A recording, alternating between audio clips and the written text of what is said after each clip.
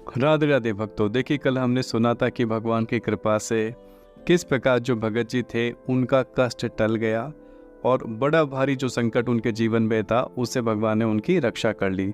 इसी प्रकार की मैं आपको एक घटना और बताने चाहता हूँ। देखिए, मेरे गुरु महाराज से जुड़े हुए एक भक्त की है और उन्होंने ये घटना मुझे वृंदावन में बताई। और प्रायः देखिए, उन भक्त के साथ में कोई ना कोई अंतरंग लीलाएं होती रहती है, बहुत लीलाएं उनके साथ में भगवान करते रहते हैं।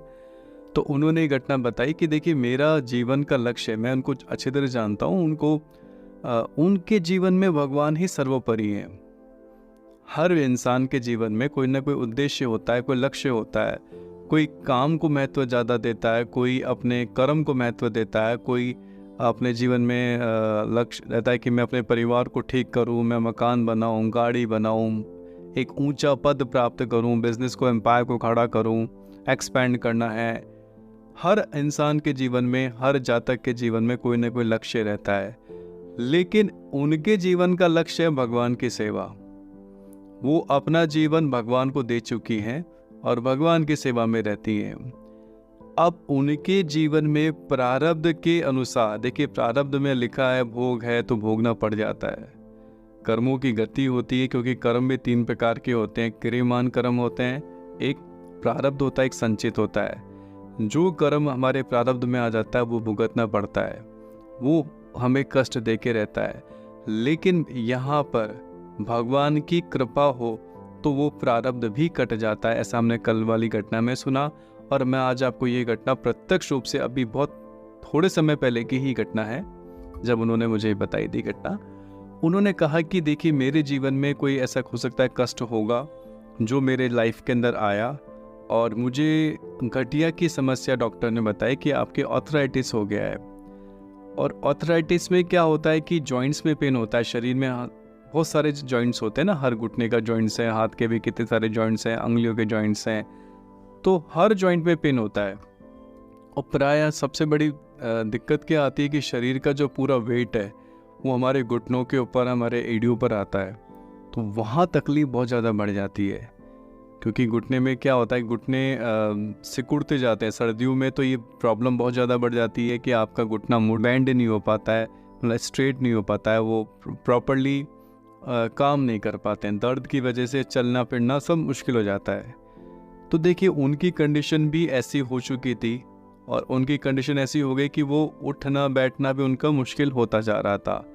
लेकिन उस कष्ट में भी वो भगवान की सेवा उन्होंने छोड़ी नहीं। एक दिन की बात है, जब उनका कष्ट बहुत ज़्यादा बढ़ चुका था, उन्होंने बताया कि बोले, मैं उस दिन बहुत रोई भगवान के चरणों पे कि भाई देख, तेरी सेवा के बिना मैं जी नहीं सकती।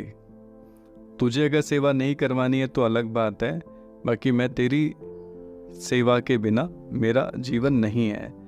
बड़ी भावुकता से, देखिए, मैं तो, मेरे पास में वो उतनी भावुकता नहीं है, लेकिन वो बड़े भावुक होके उनकी आंखों में अश्रुधारा बह रही है। देखिए, आंखों से आंसू उनके बहते जा रहे थे और भगवान सामने थे और भगवान को वो बोले जाए प्रेम से कि भगवान, कि ठाकुर। ठाकुर नहीं, वो ठाकुर नहीं बोलती हैं, वो कहती है अपने दोस्त की तरह। जैसे होता है ना, एक सखा भाव होता है, तो अपने भाव से, अपने तरीके से वो उनको बोले जाए कि देख, मेरा तेरी सेवा मुझसे नहीं हो पा रही है, मैं तुझे निभा नहीं पा रही है, तुझे तेरे लिए मैं कुछ बना नहीं पा रही हूँ और मैं डिपेंडेंट हो चुकी हूँ, किसी और को मैं कह नहीं सकती, तेरे अलावा मेरा कोई है नहीं। अब तेरे को जो ठीक लगे तू वो कर ले। देखिए, उन्होंने सारी चीज़ें भगवान पर छोड़ दी। तुझे जो ठीक लगे तू वो कर ले, बाकी मेरी तो जीवन की ये परिस्थिति तेरे सामने ही है। मैंने तुझे इतने समय से कभी नहीं बोला, लेकिन आज भी इसलिए बोलना पड़ रहा है क्योंकि मैं कर नहीं पा रही तेरी सेवा। तेरी सेवा नहीं करवा पाने का जो दुख है ना, वो बहुत ज़्यादा बड़ा है। देखिए, भक्तों के जीवन में तो भगवान की सेवा, भगवान का कीर्तन, भगवान का सत्संग, नित्य भगवान के नियम सेवा, भगवान की पूजा, यही सबसे बड़ा उनके जीवन का लक्ष्य रहता है। क्योंकि वो ईश्वर को साथ लेके चलते हैं और ईश्वर को साथ में रख कर ही अपने जीवन के सारे कर्म करते हैं। देखिए, उनके साथ में अब क्या घटना भगवान घटित करने वाले हैं, मैं आपको बता रहा हूँ।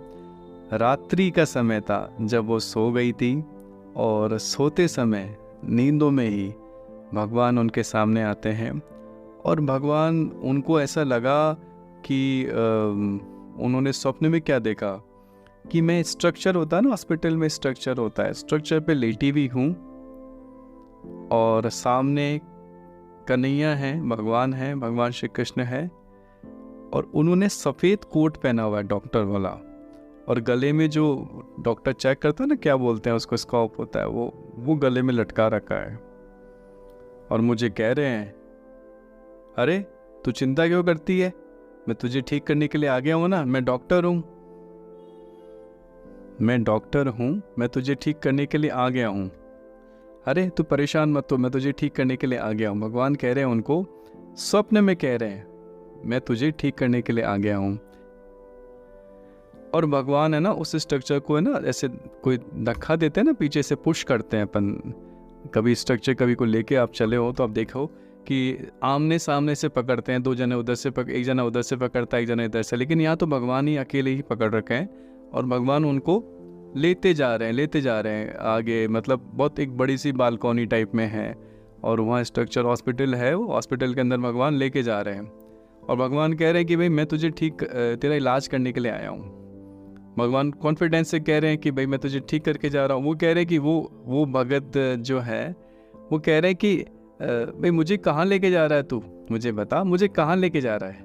थोड़ी देर में भगवान कहाँ लेके गए ये पता नहीं, कौन से वार्ड में लेके गए, लेकिन जब उनको सुबह चेत हुआ, जब वो उठे सुबह मॉर्निंग में, तब उनको लगा कि अरे मेरे शरीर का वो, क्योंकि देखिए जिसकी प्रॉब्लम होती है वो तो उठ नहीं पाएगा, उठते ही घुटना बैंड करेगा, नीचे पैर रखेगा, चलने की कोशिश करेगा, तो समस्या तो थी ना, उनको पकड़ के चलना पड़ रहा था या फिर उनको लकड़ी के सहारे चलना पड़ रहा था।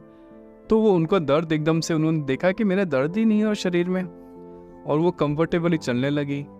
धीरे धीरे करके देखते कि उनके शरीर से सारा दर्द गायब हो चुका है, ना किसी जॉइंट्स में पेन है ना कुछ पेन है, और उनको बड़ी प्रसन्नता हुई। उनको सारा स्वप्न याद आ गया कि देखो सपने में मेरे कन्हैया मेरे पास में आए थे, ठाकुर मेरे पास में आए और वो डॉक्टर बन के आए, उन्होंने मुझे ठीक कर दिया। देखिए जब मैं उनसे मिला था तो वो उस समय बरसाना जाके राधा रानी के दर्शन करके वृंदावन में मुझसे मिली थी। तब मुझे बोली कि मैं तो बरसाना जाके आ रही हूँ, राधा रानी के दर्शन करके आ रही हूँ। तो देखिए अब ये कितनी बड़ी बात है। वो उन्होंने ये घटना भी सुनाई थी कि भले मैं एक सीढ़ी नहीं चढ़ सकती थी और कहाँ बरसाने की सीढ़ी चढ़ के आ रही हूँ, ये उनकी कृपा है। तो ऐसे हैं, करहु सदा तिनकी रखवारी, जिमि बालक राखे महतारी। भगवान अपने भक्तों के प्रारब्ध भी काट देते हैं, भगवान अपने भक्तों के प्रारब्ध भी काटते हैं। इन दोनों घटनाओं से हमें समझ में आता है, कल वाली घटना और आज वाली घटना। राधे राधे भक्तों।